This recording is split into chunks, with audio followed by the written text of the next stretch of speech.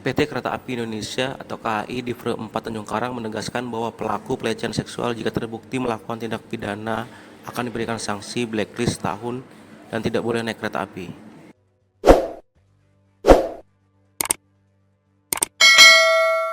PLT Eksekutif Vice President di Free 4 Tanjung Karang, Muhammad Ramdhani mengatakan bahwasannya pelaku pelecehan seksual akan diberikan sanksi blacklist selama setahun. Tidak bisa naik kereta api. Ramdhani mengatakan pihaknya berharap ada kesadaran kolektif masyarakat untuk bersama-sama menjaga keamanan serta kenyamanan di lingkungan stasiun kereta api. Pihaknya mengajak ketika ada masyarakat yang melakukan tindak pidana tersebut segera laporkan kepada petugas. Momentum May Day ini diharapkan peran serta dari masyarakat. Jika ada yang melakukan tindak pidana pelecehan, segera laporkan kepada pihak berwajib.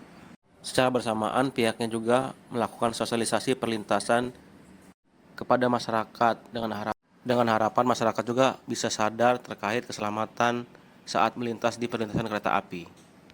Sosialisasi ini mengingatkan akan pentingnya keselamatan berkendara.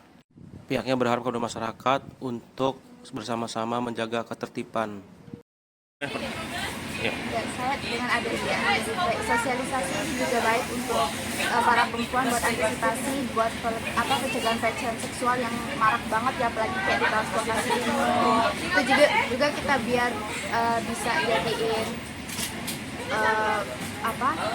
pelajaran gitu buat apa aja sih yang perlu kita lakuin buat hindarin pelecehan itu sendiri.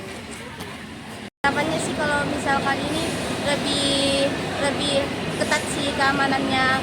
Habis itu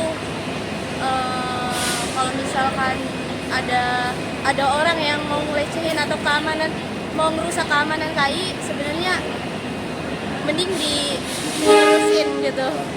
Kalau bisa dipenjara sih orangnya. Ya, lakukan sosialisasi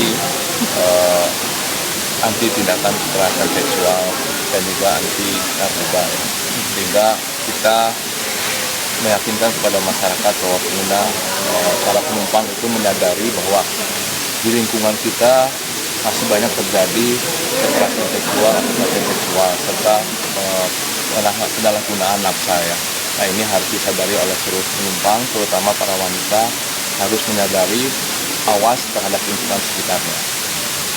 Alhamdulillah untuk di Tanjung Karang kami belum pernah mendapatkan laporan, tapi beberapa kejadian ada di beberapa saat kita di Jawa ya. Namun itu langsung kita tindak lanjuti sehingga langsung juga ditindak ke arah kriminal, tindak tuntutan pidana. Ini tanpa tolerir kita ini langsung kita tindak karena tindakan pidana.